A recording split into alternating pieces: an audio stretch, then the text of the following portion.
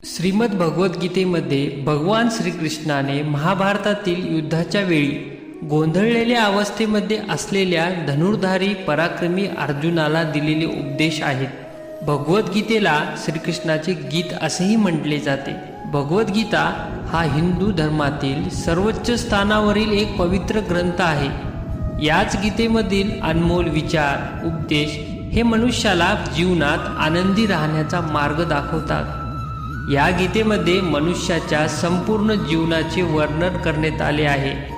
गीतेच्या सांगितलेल्या मार्गावर चालणारा मनुष्य आयुष्यात कधीच दुःखी राहू शकत नाही। या ग्रंथात 18 अध्याय आणि जवळपास 720 श्लोक आहेत। यामध्ये भगवान श्रीकृष्णाने जीवन जगण्याचा मार्ग दाखविला आहे। एवढी मोठी गीता आजच्या धावपळीच्या काळामध्ये वाचणे कोणालाही शक्य नाही। म्हणून आज मी गीतेमधील काही निवडक आणि महत्त्वाचे विचार तुम्हाला सांगणार आहे। जर एवढेच विचार उपदेश तुम्ही तुमच्या रोजच्या दैनंदिन जीवनात वापरायला सुरुवात केली तर तुमच्या आयुष्यात सुख आनंद येण्यापासून साक्षात परमेश्वर सुद्धा रोखू शकणार नाही। तुम्हाला जसा वेळ मिळेल तेव्हा म्हणजेच सकाळी दुपारी रात्री कधीही तुम्ही हा व्हिडिओ पहा ऐका आणि यातून ज्ञान मिळवा। फक्त एवढेच गरजेचे आहे की तुम्हाला हे सर्व मिळविण्यासाठी आमच्या चॅनलला सबस्क्राईब करून हा व्हिडिओ आपल्या मित्रांना शेअर करावा लागेल। तर चला आज आपण आपल्या आजच्या व्हिडिओला सुरुवात करूया। श्रीकृष्ण म्हणतात की तुम्ही तुमच्या दुःखाकरिता या संसाराला दोष देऊ नका। तुमच्या मनाला समजवा, कारण की तुमच्या मनाचे परिवर्तन झाले की सर्व दुःखाचा अंत नक्कीच होणार। जेव्हा तुम्ही धर्मासाठी मर्यादेसाठी क्रोध करता तेव्हा त्यापासून तुम्हाला पुण्य नक्कीच मिळेल, आणि जेव्हा तुम्ही धर्माचे मर्यादेचे रक्षण करू शकत नाही तेव्हा तुमची सहनशीलता सुद्धा पापामध्ये बदलली जाते। कमजोर आणि भित्र्या स्वभावाची माणसेच आपले जीवन व इतर सर्व काही नशिबावर अवलंबून ठेवतात, परंतु मजबूत धाडसी स्वतःवर विश्वास ठेवणारे लोक कधीच नशिबावर अवलंबून राहत नाहीत, तर ते स्वतःचे नशीब स्वतः लिहिण्यामध्ये विश्वास ठेवतात। श्रीकृष्ण म्हणतात, अडचणीच्या वेळी एखाद्याने तुम्हाला सल्ला मागितला तर तुम्ही सल्ल्याबरोबर त्याची सोबत सुद्धा केली पाहिजे, कारण की सल्ला चुकू शकतो परंतु तुम्ही केलेली सोबत कधीच चुकणार नाही। श्रीकृष्ण म्हणतात की शरीर हे नश्वर आहे परंतु आत्मा हा अमर आहे। हे माहीत असून सुद्धा मनुष्य या नश्वर शरीरावर अहंकार करतो, जे की पूर्णतः चुकीचे आहे। त्यामुळे मनुष्याने सत्य स्वीकारलेच पाहिजे। श्रीकृष्ण म्हणतात, तुम्ही स्वतःला ईश्वराकडे सोपवा। हाच एकमेव सहारा आहे। जो ईश्वराच्या सहाऱ्याला ओळखतो त्याच्या जीवनात कधीच भीती चिंता दुःख या गोष्टींना जागा मिळत नाही। श्रीकृष्ण म्हणतात अर्जुनाला, हे अर्जुन, तू खूप बुद्धिमान आहेस, परंतु ज्याचा शोक करायला नाही पाहिजे अशा लोकांसाठी तू शोक करतोस। मृतांसाठी किंवा जिवंत माणसांसाठी बुद्धिमान मनुष्य शोक म्हणजेच दुःख करत नाही। ही खूप दुःखाची गोष्ट आहे की मनुष्य राज्य संपत्ती इत्यादी गोष्टीच्या मोहापायी आपल्या आप्तजनांचा नाश करण्यास तयार होतो। असे मनुष्य जीवनात सर्वात मोठे हेच पाप करून बसतात। विजय आणि पराजय हे तुमच्या विचारावर अवलंबून असते। जसे तुम्ही समजाल त्यानुसारच तुमचा विजय होईल किंवा पराजय होईल। तुम्हाला जे मिळत आहे ते तुमच्यासाठी योग्य आहे की नाही तुम्हाला माहीत नाही, मात्र देणाऱ्याला नक्कीच माहीत आहे। विनाकारण चिंता आणि भीती एखाद्या रोगाप्रमाणे आहे, जी तुम्हाला आतून पोखरत राहते। प्रार्थना केल्यामुळे परिस्थिती बदलेल अथवा नाही, पण माणसाचे चरित्र मात्र नक्कीच बदलते। जे कर्म नैसर्गिक नाही ते तुम्हाला नेहमीच थकवतात। वेळ हरवत अथवा जिंकवत नाही, तर ती प्रत्येक वेळी शिकवत असते। जीवनात कोणतीच गोष्ट स्थिर नाही, सगळीकडे बदल सुरू आहे। प्रत्येक गोष्ट वाढत आहे, हीच गोष्ट तुम्हाला जमिनीला धरून ठेवते। परिवर्तन हा सृष्टीचा नियम आहे. प्रत्येक क्षण बदलत आहे हे त्याचे साक्षात उदाहरण आहे. जर तुम्हाला महान व्हायचा असेल तर तुमचे विचार आधी महान आणि सकारात्मक करा. कर्म न करताच फळाची अपेक्षा करणं हे मूर्खपणाचे लक्षण आहे. फक्त मनच तुमचा मित्र अथवा शत्रू असू शकतो. जो जन्म घेतो त्याचा मृत्यू निश्चित आहे आणि ज्याचा मृत्यू झाला आहे त्याचा जन्म निश्चितच आहे. म्हणून अपरिहार्य शोक करणे उचित नाही.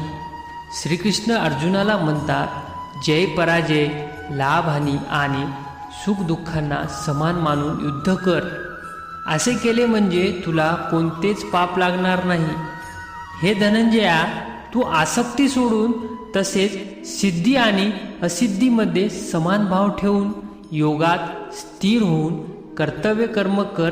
यालाच समतत्व असे म्हटले आहे. दुःखदायक प्रसंगी ज्याच्या मनाला खेद वाटत नाही, सुखाच्या प्राप्तीविषयी ज्याला मुळीच इच्छा नाही, तसेच ज्याच्या आवडीनिवडी भय व क्रोध नाहीसे झाले आहेत, असा मुनी स्थिर बुद्धीचा म्हटला जातो. कासव ज्याप्रमाणे सर्व बाजूंनी आपले अवयव इच्छेप्रमाणे आत ओढून घेतो, त्याचप्रमाणे जेव्हा पुरुष इंद्रियांच्या विषयांपासून आपल्या इंद्रियांना सर्व प्रकारे आवरून घेतो, तेव्हा त्याची बुद्धी स्थिर झाली असे समजा.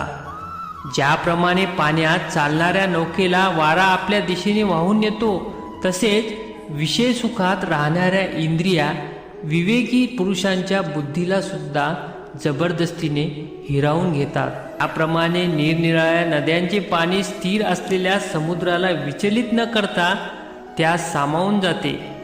त्याचप्रमाणे सर्व भोग स्थितप्रज्ञ पुरुषांमध्ये कोणत्याही प्रकारे विकार उत्पन्न न करता त्यात सामावून जातात.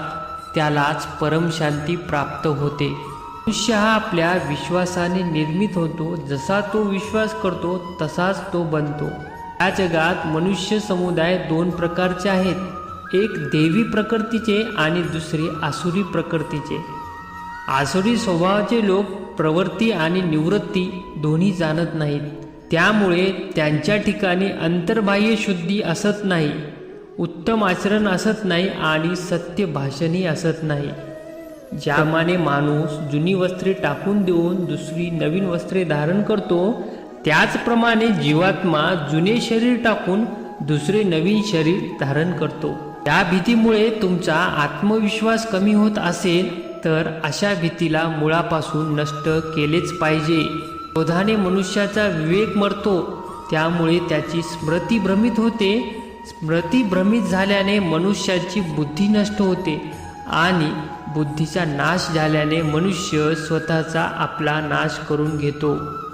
जो व्यक्ती ज्या प्रकारे ईश्वराला स्मरण करतो त्यानुसारच ईश्वर त्या व्यक्तीला फळ देत असतो. नेहमी आसक्तीपासूनच कामना इच्छेचा जन्म होतो. ते वास्तविक नाही, त्याला कधीच घाबरू नका.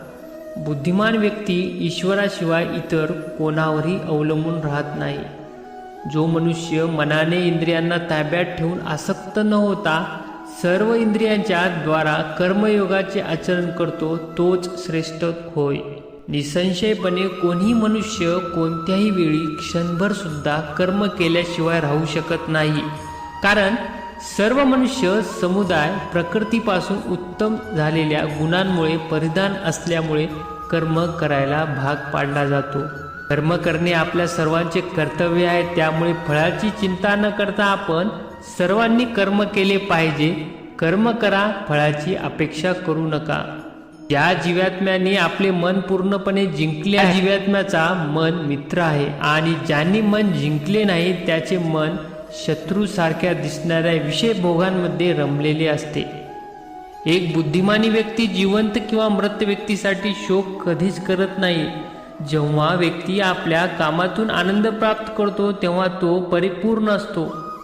मानवाने आपल्या कर्तव्याचे पालन करताना मानव कल्याणाला प्राथमिकता द्यायला पाहिजे. मित्रांनो, सदरचा व्हिडिओ जर आपल्याला आवडला असेल तर नक्कीच आपण या व्हिडिओला लाईक करून आपल्या मित्रांना पोहोच करा.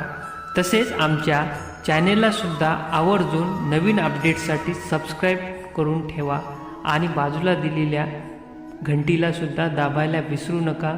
तर आज आपण इथेच थांबूया. भेटूया पुढील व्हिडिओमध्ये. धन्यवाद.